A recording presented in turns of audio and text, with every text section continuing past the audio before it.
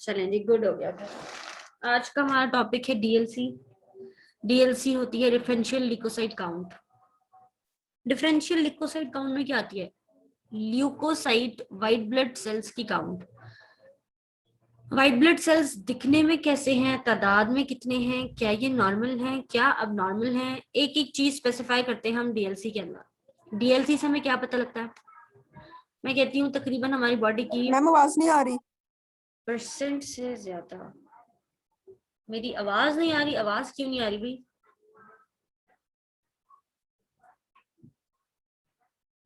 Ma'am cut रही है, अब आ रही है लेकिन कट रही है। एक मिनट बेटा, ये इंटरनेट कनेक्शन का मसला मेरा ख्याल है।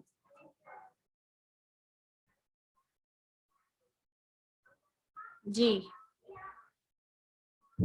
डीएलसी हम कब काउंट करते हैं? मेरा ख्याल है कि हमारे जिस्म में कोई भी अबनॉर्मेलिटी आए तो सबसे पहले हम सीबीसी कराते हैं और उसमें हम ये चेक करते हैं क्या हमारे डब्ल्यूबीसीज नॉर्मल है, वो इंक्रीज तो नहीं हो रहे, वो डिक्रीज तो नहीं हो रहे। हर डिजीज का डब्ल्यूबीसी से ताल्लुक होता है, क्योंकि हमारी बॉडी की अबनॉर्मेलिटी को डील करने के लिए डब्ल्यूबीसीज रिएक्ट करते हैं। हमारा इम्यून सिस्टम रिएक्ट करता है, हमें बचाता है।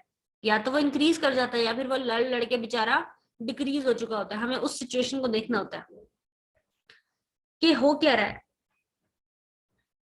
बढ़ रहे हैं, कम हो रहे हैं, क्या हो रहा है।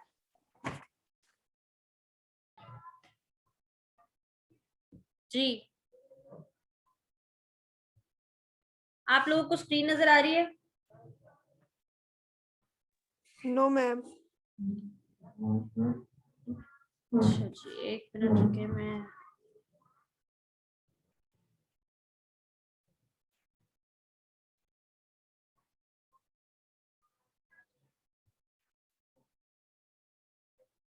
जी अब नजर आ रही है? Yes ma'am. गुड हो गया।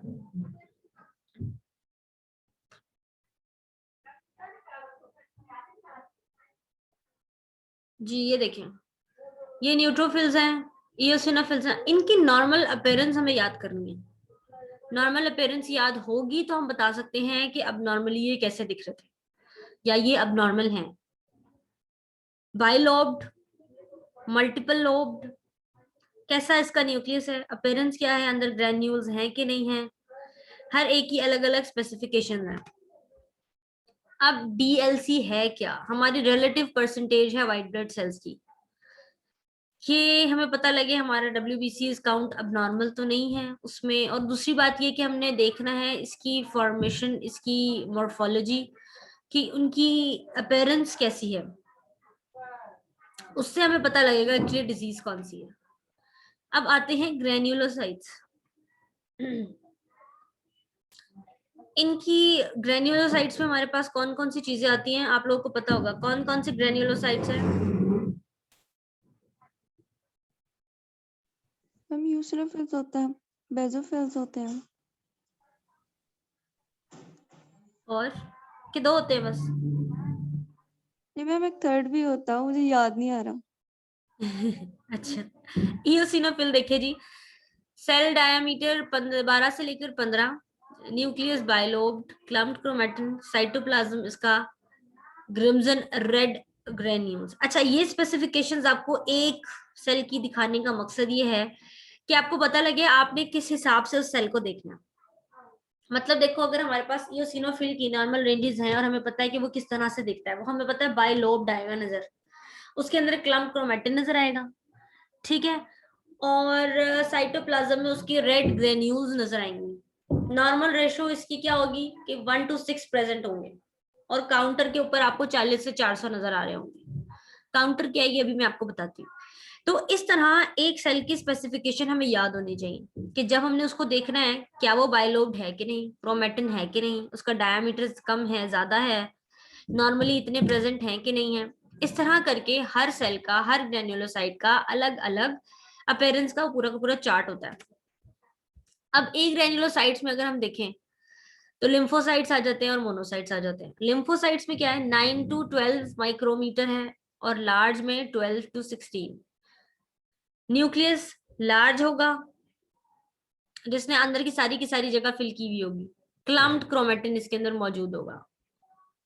साइटोप्लाज्म में, इसके बेसोफिलिक साइटोप्लाज्म में ग्रेन्यूल्स नहीं होंगे, जैसे कि पिछले वाले में थी, क्योंकि वो ग्रेन्युलोसाइट्स था, उसके अंदर साइटोप्लाज्मिक ग्रेन्यूल्स थी रेड कलर की, ये क्रिम्सन रेड ग्रेन्यूल्स प्रेजेंट थी। लेकिन यहाँ पर no granules will be present in the cytoplasm because they are agranulocytes. Same with the monocytes, उनकी अपीयरेंस में भी यही आएगा। अगर हम ये वाली देखें एग्जैक्टली, ये हैं लिम्फोसाइट्स, ये हैं न्यूट्रोफिल्स। ये न्यूट्रोफिल्स देखें, आपको मल्टीपल लोब नजर आ रहे हैं। ग्रेन्युलोसाइट्स होंगे, eosinophil red granules in the cytoplasm with the bilobed. Basophils red granules तो नहीं है, दूसरे कलर की ग्रेन्यूल्स हैं, लेकिन हैं ग्रेन्यूल्स इसमें। अच्छा, ये जो है ना, ये आपको मोनोसाइट की अपीयरेंस आपको ऐसी नहीं नजर आएगी कि ग्रेन्युलर लगे, that is counted in the agranulocytes. देखें जी, ये आपको यहाँ पर इन्होंने बना के दी, देखिए मोनोसाइट है, ये आपको अपीयरेंस बना के दी ग्रेन्यूल्स के अलावा, किडनी शेप न्यूक्लियस है। अब हम आते हैं इसके ऊपर, मल्टीपल लोब्ड है, देखिए इसमें तो स्टार ही बना दिया इन्होंने। ग्रेन्यूल्स का है पेल रेड या ब्लू साइटोप्लाज्मिक ग्रेन्यूल्स, इयोसिनोफिल में बाइलोब्ड है, और पिंक स्टेन ग्रेन्यूल्स हैं, जिसको हम अभी रेड पढ़ रहे थे, रेड पिंक एक ही बात है। फिर ये आता है, ये भी बाइलोब्ड है। अच्छा, इसके बाइलोब होने में इसकी बाइलोब होने में डिफरेंस है। इसका बाइलोब्ड अक्सर नजर ही नहीं आता, और इसके अंदर dark purple stain cytoplasmic granules होती है पूरे सेल के अंदर। फिर ये मोनोसाइट आते हैं, ग्रेन्यूल्स नहीं होती हैं, और साइटोप्लाज्म जो है वो बहुत ही फेंटली स्टेन्ड होता है, कि आपको देखकर ऐसे लगता है कि सिर्फ न्यूक्लियस ही पड़ा हुआ है। ये लिम्फोसाइट्स हैं, और इसका आउटर रिम जो है वो लाइट ब्लू स्टेन्ड होता है।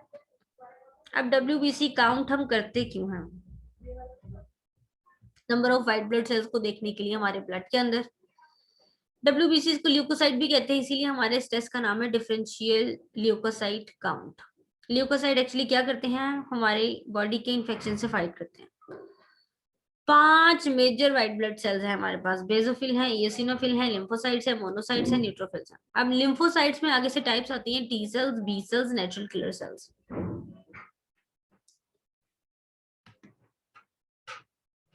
अब लेबोरेटरी स्पेशलिस्ट करता क्या है, एक ड्रॉप लेता है ब्लड का आपके सैंपल से। बहुत सी जगह पर आपको ऐसे सुनने को मिलेगा कि वो आपके जो है ना पंक्चर करेंगे साइड को, और वहीं से एक ब्लड का ड्रॉप ले लेंगे। लेकिन एक्चुअली हमारे पास क्या होता है कि हमारे पास पूरी CBC की वो आती है ना, वाइल आती है, EDTA वाइल आती है, उसके अंदर हम सैंपल लेते हैं, उनसे रिसीव करते हैं, उस पूरे के पूरे को मतलब वो लेबल्ड होता है। अब हमें ना कहते हैं ना कि तरीके से चलना है, वो तरीके से चलना जरूरी है, क्योंकि पहले जमाने में तो ऐसे ड्रॉप लेकर इसे बनाकर स्मेयर कर दिया, लेकिन हम कितने पेशेंट्स का इस तरह से ड्रॉप लेंगे, और फिर हम किस तरह से मैनेज करते रहेंगे। हमें क्या करना है, हमें सैंपल लेना है, सैंपल लेबल्ड होगा, सैंपल के ऊपर पेशेंट का सब कुछ लिखा होगा, और उसका परफॉर्मा साथ आएगा कि उसने कौन कौन से टेस्ट करवाने हैं, उन टेस्ट में उसे क्या क्या रिक्वायर्ड है, उसे डिजीज कौन सी है, कौन से वार्ड से रिलेटेड है, पेशेंट क्या मतलब एडमिट है, रेगुलर चेकअप है, कैंसर का पेशेंट है, ये सब हमें मालूम होना चाहिए। फिर उसके हिसाब से हम प्रोटोकॉल देते हैं उस सैंपल। फिर हमने सैंपल से एक ड्रॉप लिया और ग्लास स्लाइड के ऊपर डाल दिया। आपको याद होगा, मैंने आपको लास्ट लेक्चर के अंदर सिखाया था स्मेयर बनाना, स्मेयर जैसे यस बनाना सिखाया था, वैसे ही स्मेयर इसके अंदर बनाया जाएगा। फिर उसके बाद उसको स्टेन किया जाएगा। अच्छा, अब स्टेन कौन सा किया जाएगा, यूजुअली हमारी लैब्स के अंदर जिम्जा स्टेनिंग की जाती है, लेकिन रोमानस्की स्टेन भी यूज होता है, लेशमैन स्टेन भी यूज होता है, इस तरह डिफरेंट स्टेन्स जो है वो यूज होते हैं।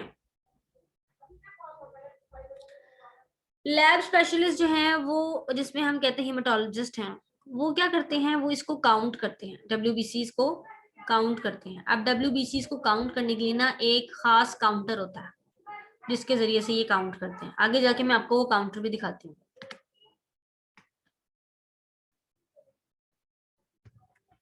ये रहा ये काउंटर।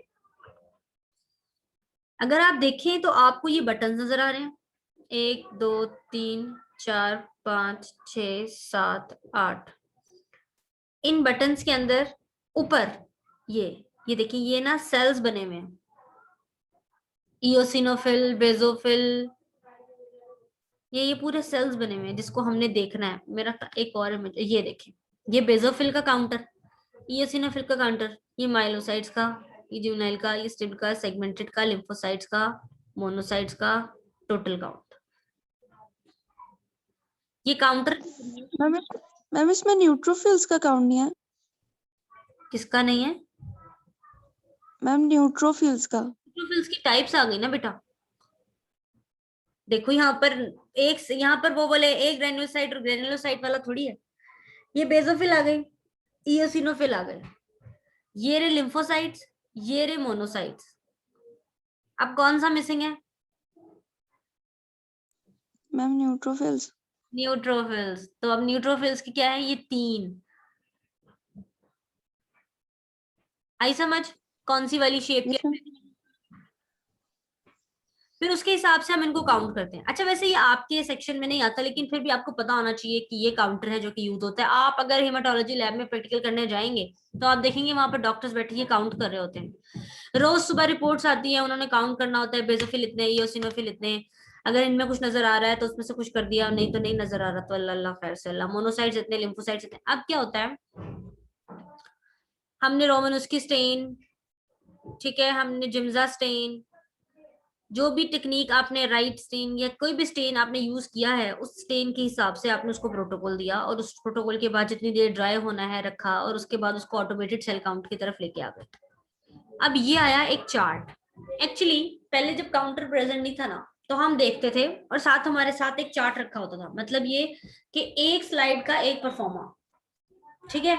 मतलब अगर एक स्लाइड है तो उसका एक पेपर अलग से होता था, उस पेपर के ऊपर इस तरह से लिखा होता था। ये अगर आपको मेरा एरो नजर आ रहा हो, ये न्यूट्रोफिल्स लिखे हुए हैं, इयोसिनोफिल्स लिखे हुए हैं, बेजोफिल्स लिखे हुए हैं, मोनोसाइट्स लिखे हुए हैं, लिम्फोसाइट्स लिखे हुए हैं, टोटल लिखा। अब ये क्या कर रहे हैं, ये देखो, ये रोमन काउंटिंग में वो लगा रहे हैं 1 2 3 4 5, 1 2 3 4 5। अच्छा, पांचवे को वैसे हम यूजुअली यूं करके क्रॉस कर देते हैं रोमन काउंटिंग में जब हम लिखते हैं। तो आप वैसे भी कर सकते हो, ऐसे भी कर सकते हो। इन्होंने क्या किया, करते गए लिखते गए। एक्चुअली क्या है ना कि हमें इस तरह लिखना नहीं पड़ता कि हम पूरी की पूरी काउंटिंग नहीं लिखते हैं, बस वो डंडे डालते जाते हैं, एट द एंड हम उसको काउंट कर लेते हैं कि कितनी दफा 5 हो गया। अब इसको आप काउंट करेंगे तो आपके पास 65 ही बनेंगे। अब इयोसिनोफिल ने इसमें 3 नजर आए हमें, बेजोफिल हमें कोई नजर ही नहीं आया, मोनोसाइट हमें 4 नजर आए, लिम्फोसाइट्स हमें इतने नजर आए 28। पूरा टोटल काउंट हो गया हमारे पास 100, और हमेशा 100 ही काउंट टोटल होना चाहिए। अच्छा, ये इस तस्वीर खासा ब्लर है। ये हैं लिम्फोसाइट्स। मोनोसाइट्स आपको usually larger than any other cell नजर आएंगे। ये इयोसिनोफिल्स हैं, बाइलोब न्यूक्लियस होगा इनका। ये न्यूट्रोफिल्स हैं, मल्टीपल लोब्ड होंगे। ये बेजोफिल्स हैं, इसी ग्रेन्यूल से इतना भरा हुआ होगा। एरिथ्रोसाइट्स और प्लेटलेट्स मेरा ख्याल है आपको पता ही है। प्लेटलेट सबसे छोटे होते हैं, ये जो नजर आ रहा है ना डॉट, बिल्कुल ये है प्लेटलेट्स। अच्छा जी, अब हम आते हैं वीडियो की तरफ, क्योंकि ये प्रैक्टिकल वर्क है आपका, इसमें आपको वीडियो में लाजमी दिखाती है ताकि जब आप परफॉर्म करें आपको सम हाउ आइडिया हो कि आपने करना क्या है। अगर मैं आपसे कहूं कि आपसे पूछा जाए कि नॉर्मल रेंजेस या अब नॉर्मल रेंजेस क्या होंगी, तो क्या आपको पता होगा नॉर्मल रेंजेस क्या होंगे, अब नॉर्मल रेंजेस क्या होंगी? न्यूट्रोफिल जो अडल्ट है ना, अडल्ट के अंदर 1.5 से लेकर 7.5 मल्टीप्लाई बाय 10⁹ होता है, जिसका मतलब अगर हम परसेंटेज में देखें तो वो बनता है 40 से लेकर 75%। लिम्फोसाइट जो हैं उनकी होती है 1.2 से लेकर 4.0, मतलब 21 से लेकर 40%। मोनोसाइट जो होते हैं वो होते हैं 0.2 से 1.0, जो कि होती है 2 to 10%। इयोसिनोफिल्स जो होते हैं हमारे पास 0.02 से लेकर 0.6 तक आते हैं। बेजोफिल्स जो होते हैं वो हमारे पास 0.01 से लेकर 0.1 तक आते हैं। मतलब 0 to 1 अपीयरेंस ऑफ बेजोफिल्स नजर आएगी आपको 100 में से, या तो 0 नजर आएंगे या 1 नजर आएगा। ये है नॉर्मल। नॉर्मली हमारे पास ये काउंट आता है। अब ऑब्वियसली अगर हमारे पास बेजोफिल ज्यादा आ रहे हैं या फिर अपनी उससे तरह से ज्यादा इयोसिनोफिल ज्यादा आ रहे हैं, तो हम कहेंगे कोई ना कोई अब नॉर्मेलिटी चल रही है। अब नॉर्मेलिटी क्या आती है? मुख्तलिफ किस्म की डिजीजेज हैं जिसके अंदर मुख्तलिफ किस्म की टर्मिनोलॉजीज यूज होती हैं, जैसे कि न्यूट्रोफिलिया, न्यूट्रोफिल ज्यादा होते हैं। इयोसिनोफिलिया, हाँ जी, न्यूट्रोपीनिया जिसमें न्यूट्रोफिल्स कम हो जाते हैं, लिम्फोसाइटोसिस जिसमें लिम्फोसाइट ज्यादा हो जाते हैं, लिम्फोपीनिया, अच्छा पीनिया जहां पे भी आएगा ना, इया जब भी आएगा ना, इसका मतलब है कमी है, अनीमिया आएगा तो इसका मतलब है कि हीमोग्लोबिन की कमी है, लिम्फोपीनिया आएगा तो इसका मतलब है कि लिम्फोसाइट्स की कमी है, न्यूट्रोपीनिया आएगा तो इसका मतलब है न्यूट्रोसाइट्स की कमी है। अब मोनोसाइटोसिस है, इसका मतलब है कि इंक्रीज इन द मोनोसाइट्स हो चुका है। ये क्रॉनिक डिजीजेस के अंदर होता है वैसे मेजरली। इयोसिनोफिलिया आ जाता है, एक इयोसिनोफिल का जो है काउंट इंक्रीज हो गया। इयोसिनोफिल काउंट कब इंक्रीज होते हैं? मेजरली जब आपके पैरासिटिक इन्फेक्शन आते हैं, एलर्जिक इन्फेक्शन आते हैं, स्किन डिजीजेज हो जाती हैं, तो इस सब में आपका इयोसिनोफिल काउंट जो है वो ज्यादा हो जाता है। एलर्जिक रिएक्शंस के अंदर इयोसिनोफिल ज्यादा नजर आते हैं हमें। बेसोफिल अगर आपके पास ज्यादा हुआ है तो ये मेजरली कैंसर की तरफ लेके जाते हैं आपको, माइलोप्रोलिफरेटिव डिसऑर्डर्स हो गए जिसके अंदर आपकी जो सारे के सारे सेल्स हैं वो ज्यादा बन रहे हैं, इस वजह से बेसोफिल भी ज्यादा आ रहे हैं, और इसी तरह करके डिफरेंट किस्म के सेल्स आते हैं। अच्छा, अब नॉर्मल रेंजेस, नॉर्मल साइज और इनके साइटोप्लाज्म में क्या मौजूद है मैं आपको पहले ही बता चुकी हूँ।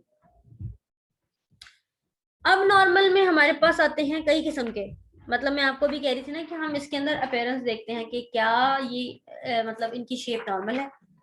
अगर आप न्यूट्रोफिल्स की तरफ देखें, जो कि ये है इसकी अपीयरेंस, ये न्यूट्रोफिल्स की अपीयरेंस है, लेकिन काफी दफा ऐसा होता है कि इनकी ग्रैन्यूल्स जो है वो लेफ्ट शिफ्ट हो जाती हैं, जिसे हम कहते हैं left shift of neutrophils toxic granulation. ठीक हो गया। आप लोगों के पास कौन कौन सी बुक्स मौजूद है? मैम एक हॉफब्रेंड है और और दूसरी दूसरी तो हिस्टोपैथोलॉजी के लिए होगी ना, उस्मान वहीद मैंने आपको भेज दी थी।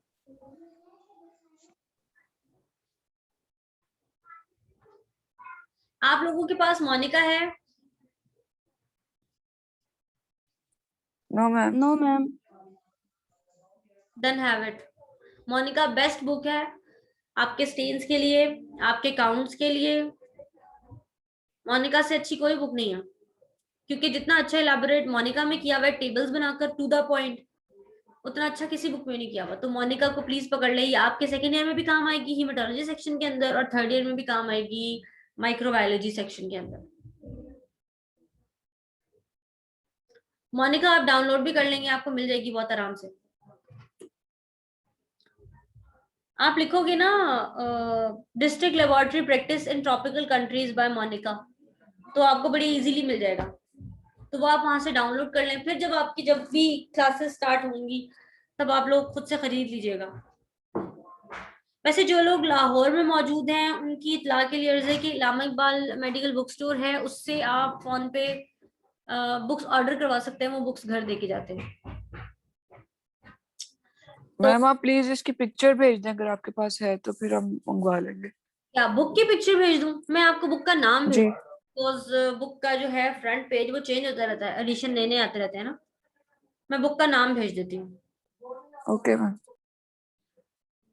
ठीक है। अच्छा, उसके अंदर खास तौर पर उन्होंने एक सेक्शन बनाया होता है जिसके अंदर सिर्फ और सिर्फ प्लेट्स का सेक्शन होता है, या फिर मॉर्फोलॉजी का या माइक्रोस्कोपी का, जिसके अंदर वो सिर्फ और सिर्फ इमेजेस शेयर करते हैं। मतलब वो पूरी बुक में डिफरेंट जगह बताते रहते हैं कि इमेज नंबर फलाना देखें, इमेज नंबर ये देखें, तो हम क्या करते हैं कि वो वाली इमेज जाकर चेक करते हैं कि उसमें क्या दिया हुआ है। जैसे कि आपका ये जो सेक्शन है जिसमें हमें व्हाइट ब्लड सेल काउंट बताया हुआ है, उसमें उन्होंने सेक्शन बताया हुआ है जी कि 85 और 86 प्लेट जाकर चेक करें, उसमें आपको लेफ्ट शिफ्ट ऑफ न्यूट्रोफिल्स नजर आएगा, जिसमें टॉक्सिक ग्रेन्युलेशन नजर आएगी। बल्कि मैं आपको तस्वीर खींच के भेजती हूँ लेफ्ट शिफ्ट की।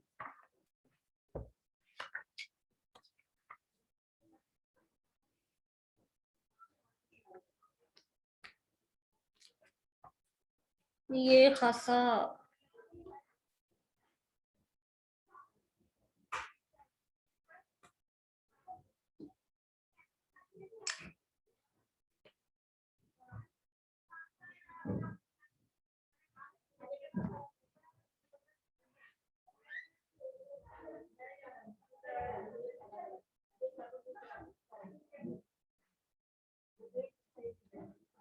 जी चेक व्हाट्सएप मैंने भेजी है।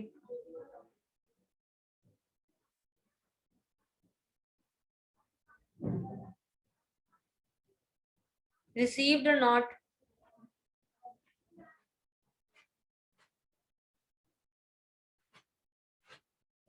Yes ma'am. This is the appearance of left shift of neutrophils with a toxic granulation. अच्छा खैर, अब हम आते हैं उस वीडियो की तरफ। ये हमारा पूरा का पूरा प्रोसीजर है।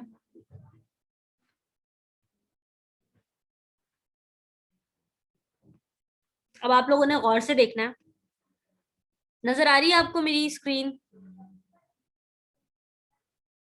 Yes ma'am. Good, let's start the video. ये सैंपल को मिक्स कर रहा है, क्योंकि एक जगह पड़े रहने से हो सकता है कि सैंपल की पूरी वो ना आए, हमारे पास बैठा हुआ आ जाए या सिर्फ प्लाज्मा आ जाए। ये ड्रॉपर लिया मैम हाँ जी। मैम ये न्यूट्रोफिल्स वाली जो स्लाइड है, स्लाइड नंबर 2 वो नजर आ रही है। मैम वीडियो नहीं आ रही, तो नहीं नजर आ रही। अच्छा रुके एक मिनट, मैं स्लाइड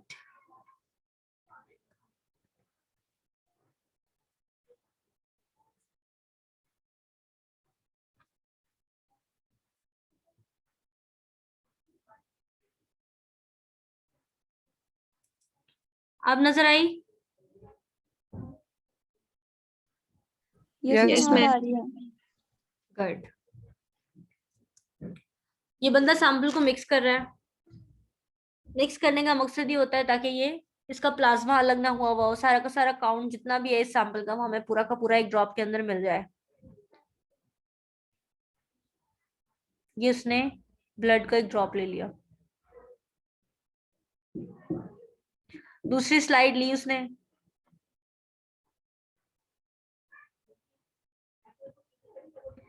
और अब ये स्प्रेड करेगा।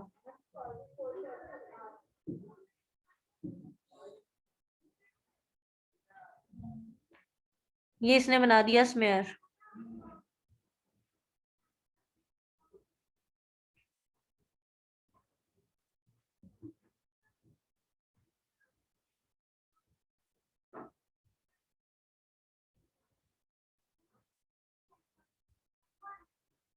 ये उसी सैंपल की है, किसी और सैंपल की एक और स्लाइड बना रहा है।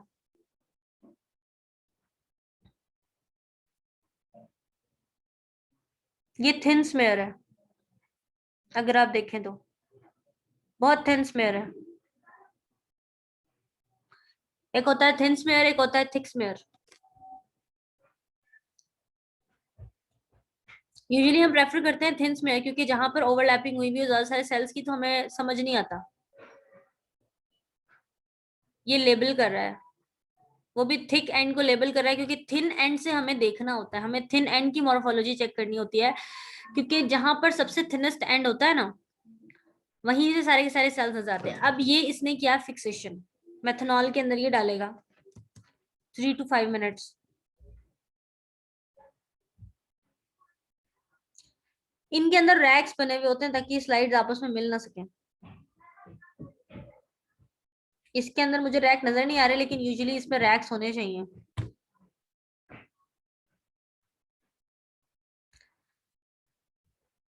अब उसने ब्लड फिल्म्स को रिमूव किया और जिम्जा स्टेन के अंदर स्टेन किया। जिम्जा स्टेन यूजुअली ऐसा होता है कि बस हम उसके ऊपर डाल कर रख देते हैं। इसने स्लाइड्स को ऐसे रखा है कि इस तरफ इसका स्मेयर है और उस तरफ उसका स्मेयर है। अच्छा, इनके पास टोटल ना मतलब वो अच्छे वाले रैक्स मौजूद नहीं है जिसके अंदर वो रखें, लेकिन हमारे पास यूजुअली बड़े अच्छे रैक्स होते हैं जिसके अंदर हम स्लाइड्स को रखते हैं, और फिर उन्हीं रैक्स को उठाकर हम इसके अंदर डिप कर देते हैं। मतलब जो जिम्जा का वो बना हुआ होता है ना बॉक्स, उसके अंदर डिप करते हैं और उसके बाद निकाल लेते हैं।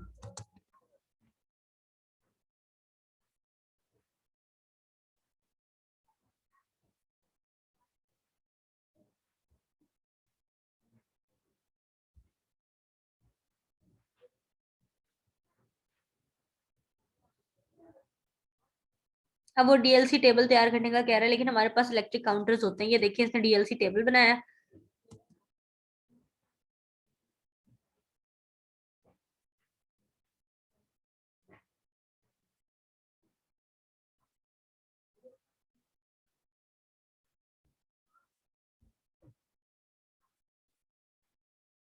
अब जिम्जा स्टेन से रिमूव किया उसने, रिमूव करने के बाद उनको ड्राई किया, ड्राई करने के बाद अब एग्जामिनेशन की बारी आई है। लेकिन एग्जामिनेशन ऐसे नहीं होता, हमने उसके ऊपर ऑयल डालना है, क्योंकि ऑयल इमर्जन होगी तो हमें कुछ नजर आएगा।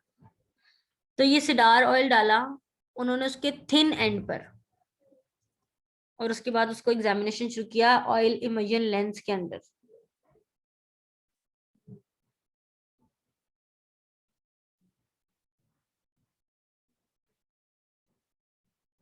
थिन से स्टार्ट करके आगे जाना है। अब 4 फील्ड मेथड वो कह रहा है हम इसमें इस्तेमाल करते हैं, 4 फील्ड्स कवर करेंगे। ये देखें जी, ये उसका पहला व्यू आ रहा है।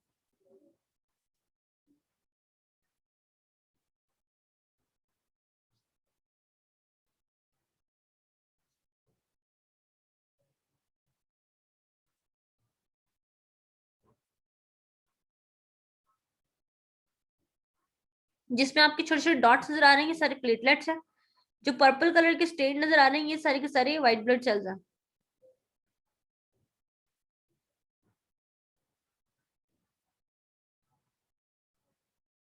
अब ये काउंट करते जा रहे होंगे कितने ईओसिन गुजरे, कितने बेसोफिल गुजरे, बाइलोब कौन से थे, मल्टीपल लोब कौन से थे, न्यूट्रोफिल्स कितने थे।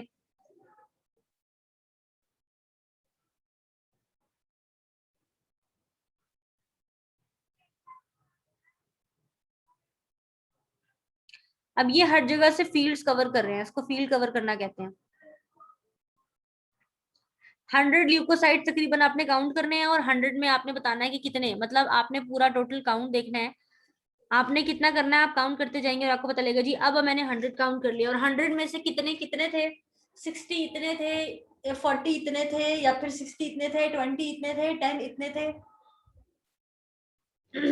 रिलेटिव नंबर ऑफ ल्यूकोसाइट्स भी बताते हैं हम, कि मतलब अगर हमने 10 फील्ड देख ली और 10 फील्ड के अंदर जो हिसाब आ रहा है आगे भी वही हिसाब आएगा, तो उस हिसाब से कैलकुलेट कर लेते हैं।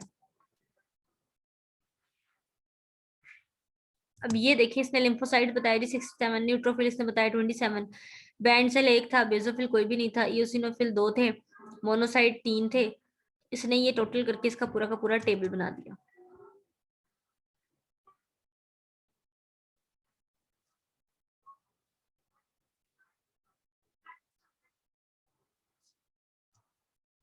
ये है जनाब आली डीएलसी। उम्मीद है कि आप लोगों को समझ आ गई होगी डीएलसी कैसे करते हैं।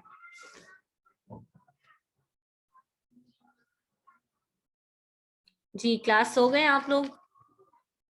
No ma'am. No ma'am. अच्छा नो चलें, मैम जागे मैम। अच्छी बात है, अच्छी बात है। मुझे बताएं जी समझ आ गया?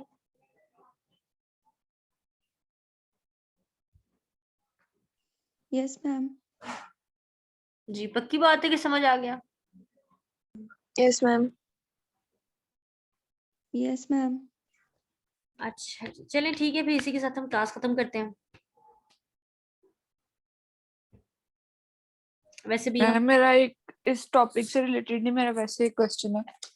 हमने हेमेटोपोइसिस पढ़ा था, उसमें ना मैं भी पढ़ी थी, तो उसकी रेगुलेशन आई थी तो उसमें लिखा हुआ था जैग प्रोटीन्स। तो वो जैग प्रोटीन्स क्या होती हैं? जैग प्रोटीन्स आपने हीमोपोइसिस के अंदर पढ़ा?